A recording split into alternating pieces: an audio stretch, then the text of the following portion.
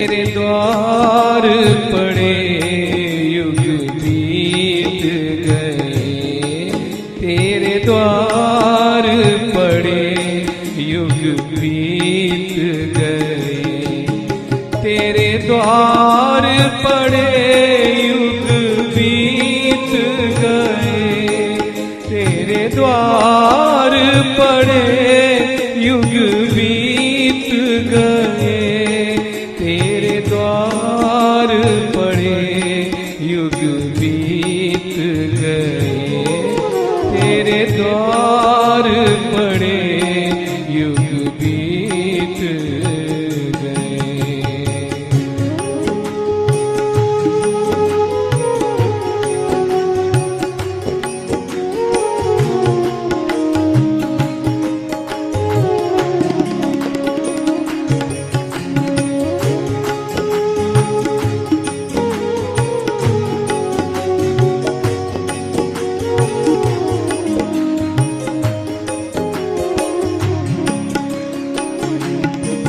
पट खोल पुजारन आई है, पट खोल पुजारन आई है, तेरा रूप निहारन आई है, तेरा रूप निहारन आई है। चुप क्यों दासी के मीत भये, चुप क्यों दासी के मीत भये, तेरे द्वार पड़े युग बीत गए, तेरे द्वार पड़े युग बीत गए।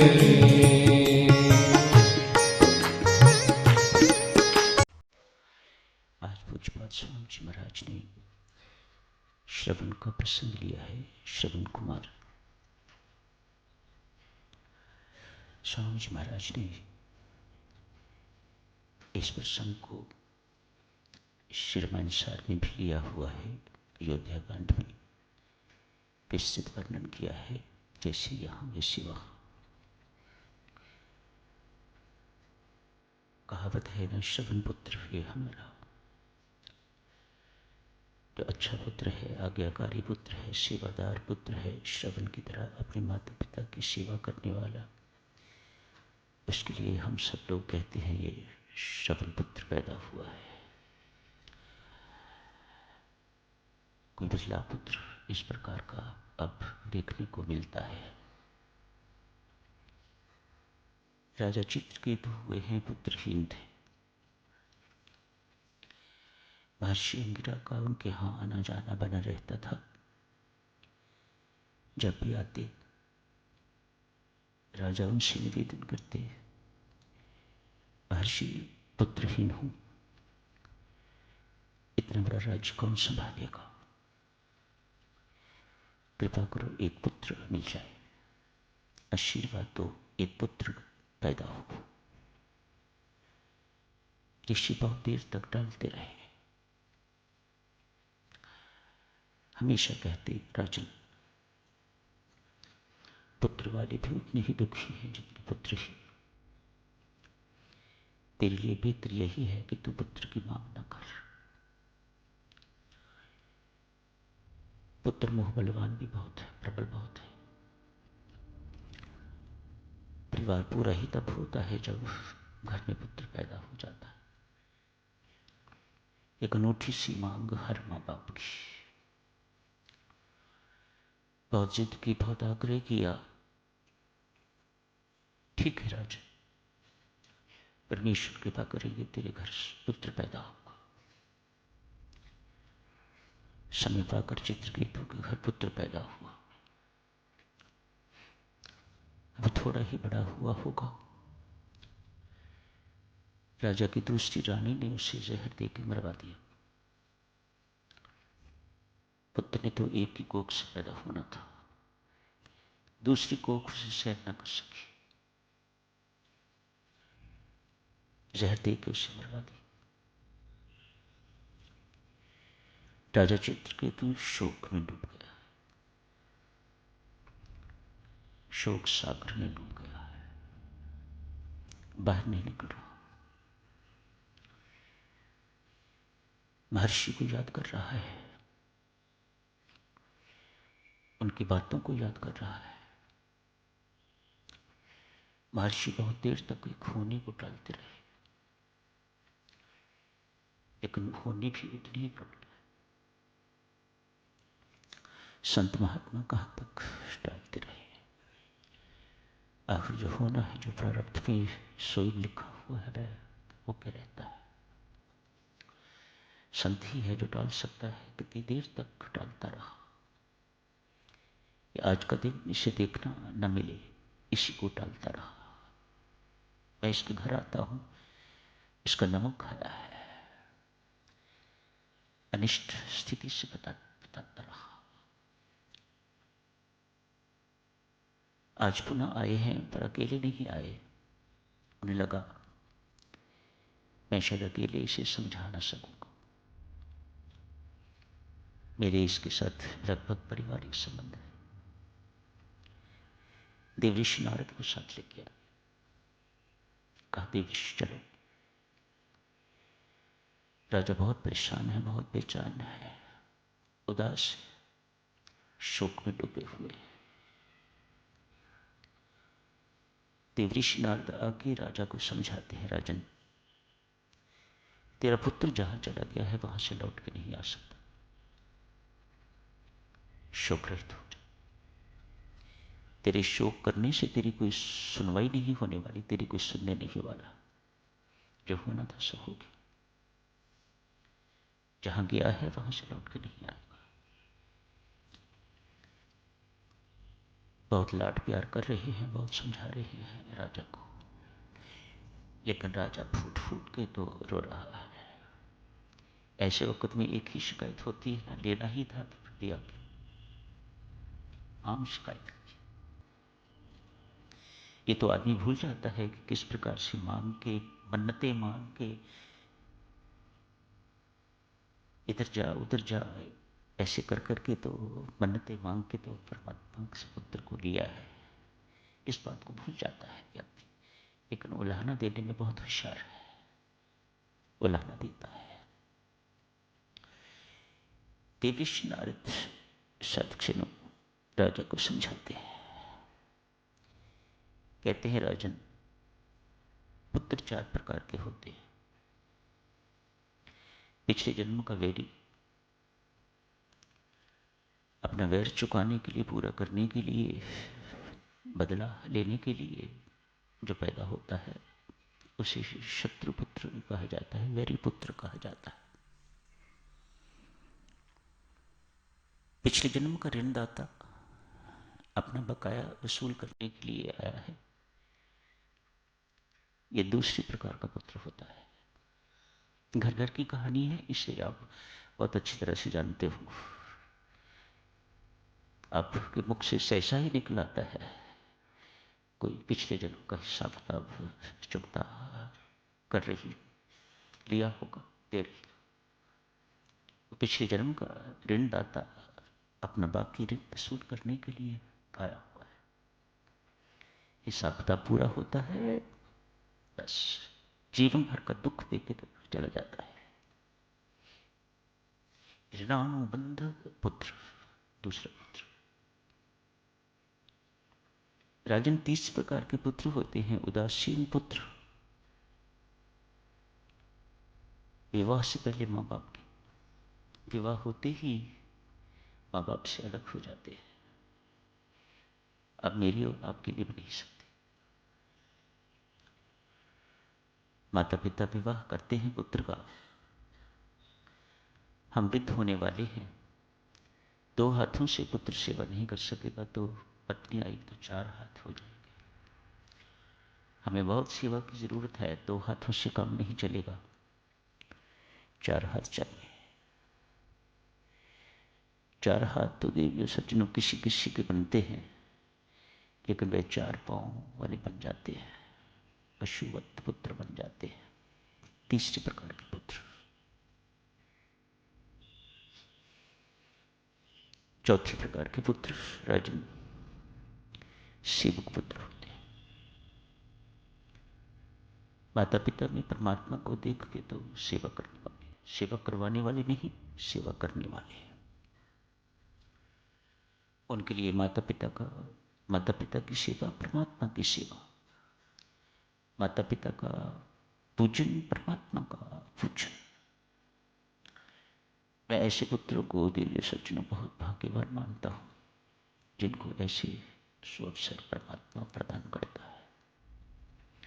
माता पिता की सेवा हर एक की किस्मत में नहीं है, कोई कोई भाग्यवान जिसको ये सेवा मिलती है,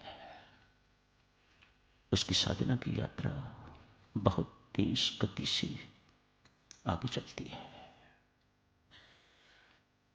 घर बैठे भगवान की उपासना करता है।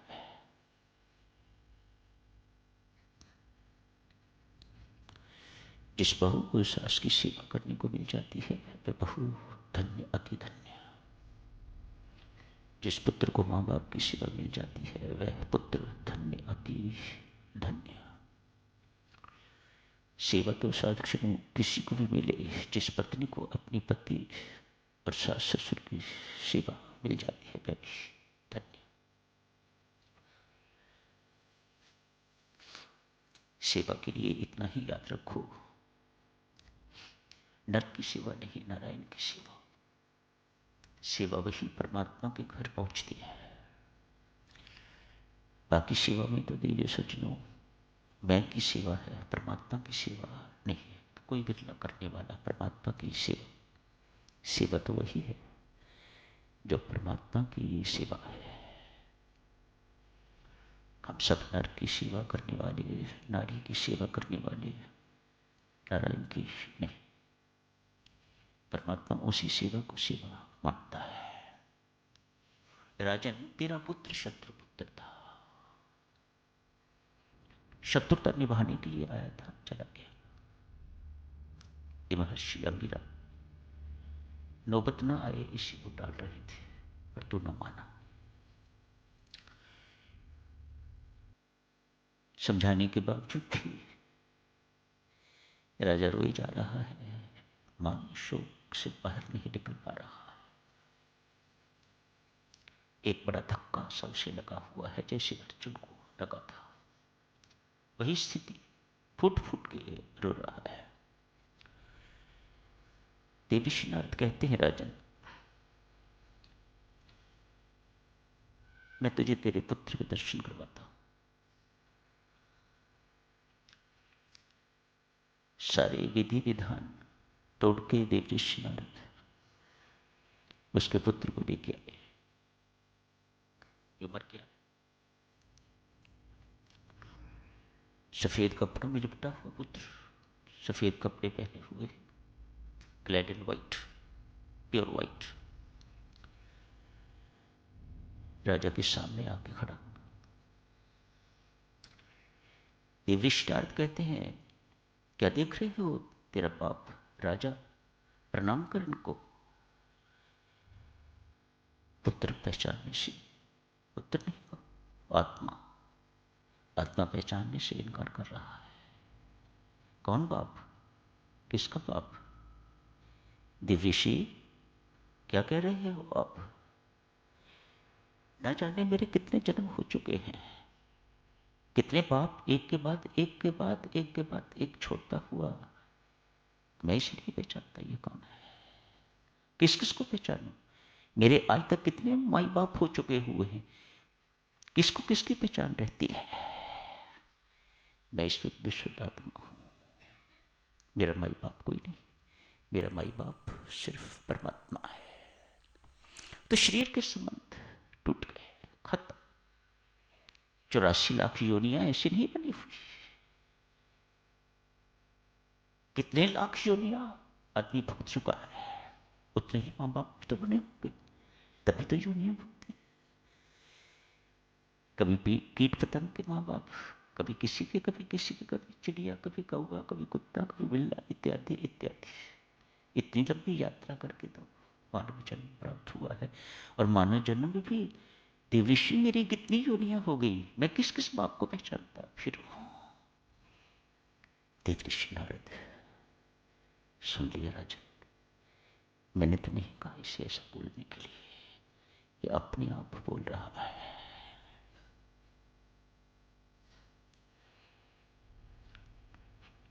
एक और धक्का लगा, जिसके लिए मैं रो रहा हूं, जिसके लिए मैं बिलख रहा हूं, वह मुझे पहचानने से इनकार कर रहा है। कि जो पहला आघात था उससे बाहर निकला। जिस शोक सागर में पहले डूबा हुआ था राजा, एक दूसरे शोक सागर में परमात्मा ने उसे डाल के तो पहले शोक सागर से निकल दिया। गति दुरुस्त हुई। जारी रखेंगे सारे चीजों का इस चर्चा को। संत महात्मा यहां फरमाते हैं, जो माता पिता अपने पुत्र को पुत्री को सुसंस्कारी नहीं बनाते, उनके बच्चे शत्रु और वैरी पुत्र पैदा होते हैं उन्हीं के घर। कल करेंगे सब चर्चा। आज यही समाप्त करने की इजाजत दीजिएगा। धन्यवाद। यही कहना होगा ना, मात्र पुत्र पुत्री पैदा करना ही माता पिता का कर्तव्य नहीं है, इससे बढ़ के कहीं अधिक कर्तव्य है उन्हें सुसंस्कारी बनाना।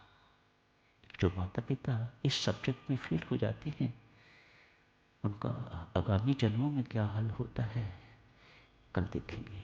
आज ही समाप्त करने की इजाजत। धन्यवाद। कल चर्चा चल रही थी, जो माता पिता अपनी संतान को सुसंस्कारी नहीं बनाते, वही पापी दुष्ट बालक माता पिता की दुर्गति का कारण बनते हैं। माता पिता बच्चों को सुसंस्कारी क्यों नहीं बना पाते? जब दूसरों को सुसंस्कारी बनाना होता है तो पहले स्वयं सुसंस्कारी बनना पड़ता है। आपके अपने संस्कार अच्छे नहीं तो आप किसी दूसरे को सुसंस्कारी अच्छे संस्कारों वाला नहीं बना सकोगे। जो चीज आपके पास है ही नहीं, वह आप देंगे कहां से? पहले सुसंस्कारी बनिए, फिर ही बच्चों पर सुसंस्कार आप डाल सकेंगे, उनको नेक बना सकेंगे, उनको भले बना सकेंगे और फिर वे भले काम कर सकेंगे। एक दृष्टांत के माध्यम से विनशीवा, एक हंस और हंसनी जंगल में विचर रहे थे। शाम का समय हो गया, सोचा कहां जाते रहेंगे, यहीं किसी पेड़ पर विश्राम कर लेते हैं। हंस हंसनी का जोड़ा जिस पेड़ पर बैठा, उसी पेड़ पर एक कौवे का घोंसला भी था। हंस एवं हंसी विवेक के प्रतीक, बहुत शरीफ पंछी माने जाते हैं। कौवा उतना ही कनिक माना जाता है। कौवे का घर, ये दोनों मेहमान। इतनी चिट्ठी बूढ़ी हंसनी पहले कभी नहीं देखी हुई थी। कौवे ने मुग्ध हो गया। सुबह हंस और हंसनी जाने लगे तो कौवे ने हंस से कहा, इसने रात्रि मेरे घर में व्यतीत की है, यह हंसनी मेरी है। हंस ने कहा, नहीं भैया, रात्रि तो मैंने भी यही व्यतीत की है कि मेरी है और मैं इसे अपने साथ ही लेके जाऊंगा। बात आपस में बहुत बढ़ गई, कचहरी तक बात पहुंची। जज साहब ने फैसला सुनाना था। कौवा बहुत होशियार जज साहब से जाके मिलता है, उन्हें कहता है, जज साहब, आपके माता पिता मरने के बाद कहाँ हैं मैं जानता हूं, मैं बताऊंगा, बशर्ते कि आप मुझे केस जिता दो। जज ने हाँ कर दी। सुबह फैसला सुनाना था। जज साहब अपना फैसला सुनाते हैं। हंस और कौवे में से जो अधिक तेज दौड़ने वाला है, अधिक तेज दौड़ेगा। हंस ने उसके। कौवा बहुत तेज भागता है, उड़ता है। हंस ने कौवे के हवाले कर दी गई। जजमेंट ऐसी थी। हंस बेचारा कुछ ना कर सका, कुछ ना कह सका। अगले दिन जज साहब ने कौवे से पूछा, आपने कहा था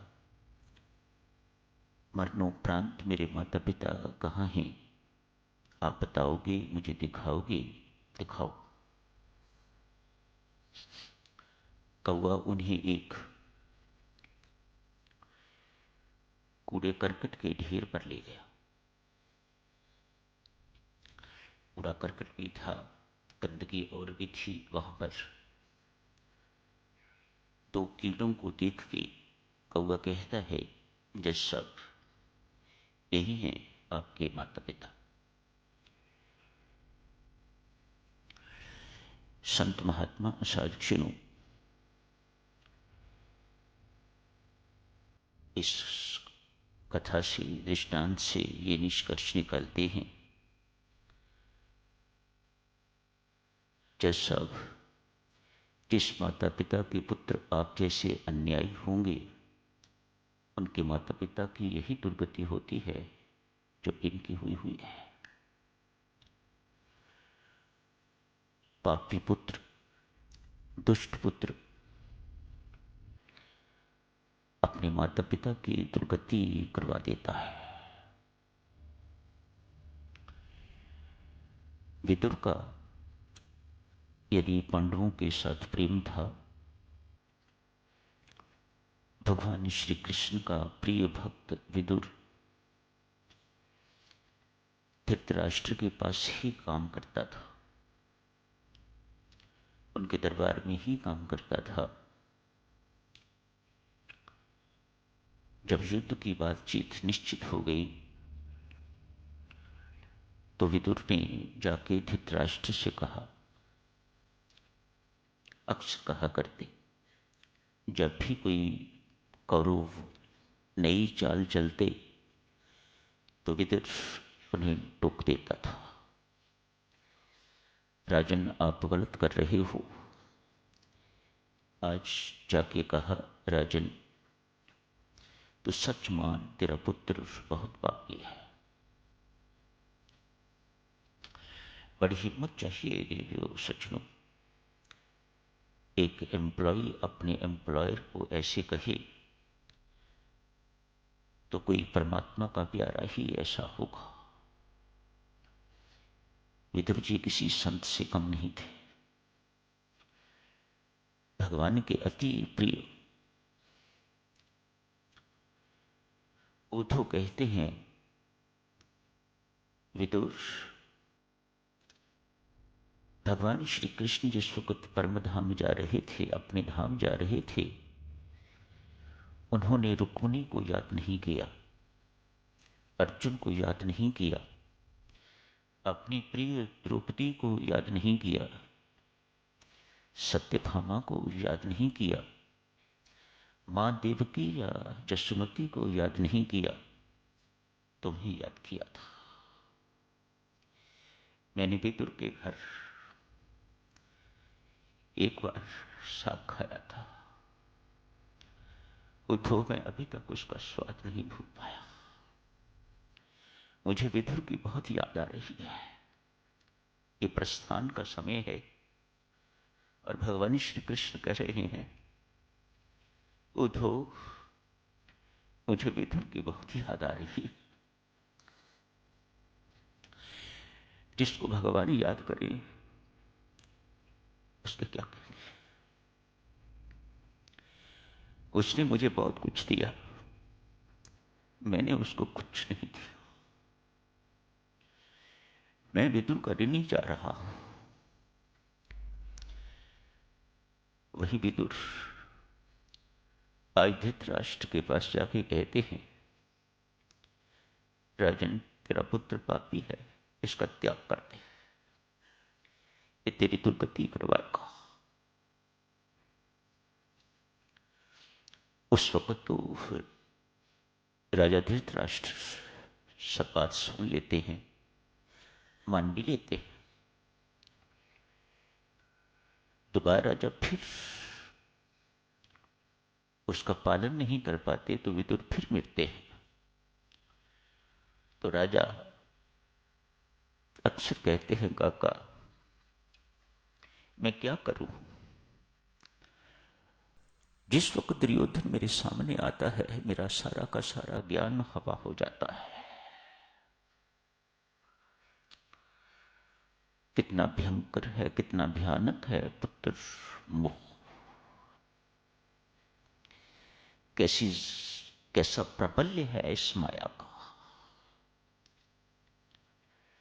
जिसके चंगुल में फंस के तो आदमी नित्य प्रति गलतियां ही गलतियां करता रहता है। माया के चंगुल में फंस के माया इतनी भ्रामित है, इतना भ्रमित करने वाली है कि कभी भी किसी सत्य को असत्य सिद्ध करने में सक्षम है और असत्य को सत्य दिखाने में सक्षम है। ये माया का खेल है। दुष्ट पुत्र, पापी पुत्र अपने माता पिता की दुर्गति करवा देता है। शास्त्र देवियों पुत्र की परिभाषा करता है, जो अपने माता पिता के पाप से त्राण करवाए, रक्षा करवाए, वह पुत्र।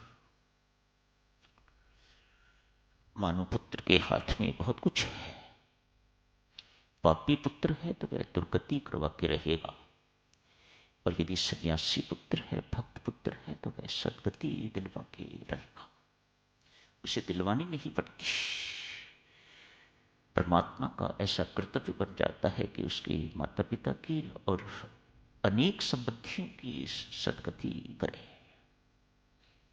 ये मेरे भक्त के संबंधी हैं, ये मेरे प्रिय के संबंधी हैं। इन सबको सदगति प्रदान करना मेरा धर्म है, मेरा कर्तव्य है। संत महात्मा देवियों आपसे विशेषतया इसी प्रकार का निवेदन करते हैं, यदि पुत्र पैदा करो तो वह कोई भक्त हो, कोई शूरवीर हो, अन्यथा बांझ रहो। अपने नूर को क्यों खामखा कमाती हो। आपसे संकेत आपको शास्त्र आदेश देता है, संत महात्मा आदेश देते हैं, देवियों पुत्र पैदा करो तो कोई भक्त पुत्र पैदा करो, या देशभक्त कोई शूरवीर पैदा करो, नहीं तो बांझ रहो। क्यों फजूल में अपना नूर कपाती हो। यहां और एक बात शास्त्र कहता है, अपना नूर कपाती हो। मानो विषय भोग जिसमें हम रत रहते हैं, बच्चे पैदा करने में हम लगे रहते हैं, वह आपकी कितनी ऊर्जा, कितनी शक्ति को निचोड़ लेता है, शायद आप लोगों को बोध नहीं, शास्त्र को बोध है। अतएव आपको संकेत देता है, क्यों फिजूल में अपना नूर गवा रहे हो। आपका नूर उस ऊर्जा को बचाने पर ही है। आज साथ